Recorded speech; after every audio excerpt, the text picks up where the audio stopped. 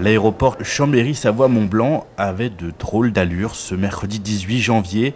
Une centaine de bénévoles se préparant activement à un exercice attentat avec parmi eux des agents du conseil départemental, du SDIS, de la Croix-Rouge ou encore 50 élèves du lycée Louis-Armand de Chambéry. Ah, là, ça va s'ignorer. Du coup, sur la joue, un éclat de verre qui lui est arrivé dans la joue et forcément, elle a une plaie due à ça. Alors en fait, moi je fais partie d'une classe CDSG Défense à Louis-Armand et on est là pour aider les pompiers, la Croix-Rouge et toutes les forces à faire des exercices. Donc là c'est une simulation d'attentat. Donc nous on sert de victimes pour que ce soit plus réel et qu'ils puissent mieux travailler. Organisé par la préfecture de la Savoie et pour la première fois depuis la définition d'une nouvelle doctrine d'intervention par le ministère de l'Intérieur, cet exercice regroupait 230 personnes au total, en mobilisant l'ensemble des acteurs impliqués dans les situations touchant de nombreuses victimes, ceci jusqu'à la mobilisation en parallèle des hôpitaux du secteur. On fait une opération en miroir sur l'hôpital en ce moment même. Chaque fois qu'un patient va être extrait d'ici, il va être injecté dans l'hôpital en temps réel pour aller au bloc opératoire, pour être pris de manière urgente dessus, avec 16 services hospitaliers qui jouent avec le SAMU aujourd'hui, ce matin, l'exercice attentat. À 9h05 précise, les victimes étaient positionnées et les deux assaillants pénétraient dans l'enceinte.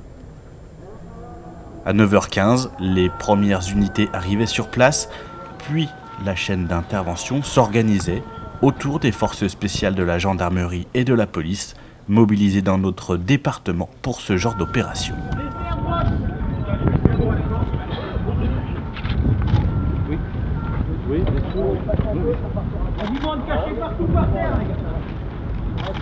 Quelques minutes plus tard, les premières victimes étaient évacuées et mises en sécurité avant que ne puisse être enclenchée l'opération de secours.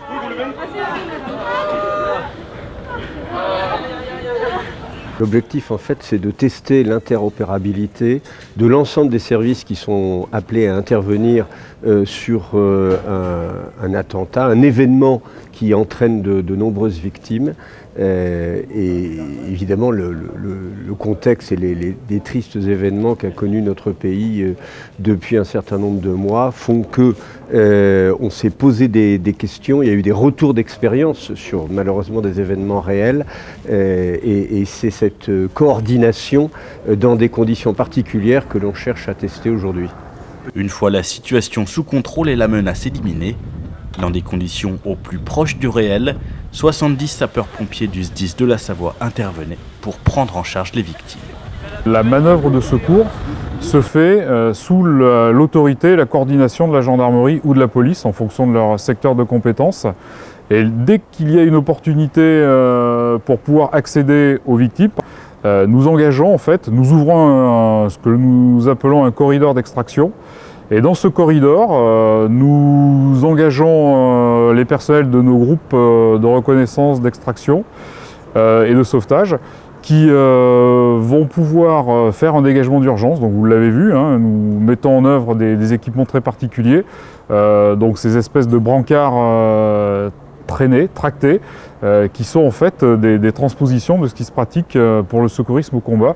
L'objectif, c'est qu'un secouriste extrait une victime et qu'on puisse aller assez vite et amener ces blessés dans une zone sécurisée où on va pouvoir procéder à un complément des premiers gestes d'urgence qui auront été faits sur l'avant, mais qui sont très rapides.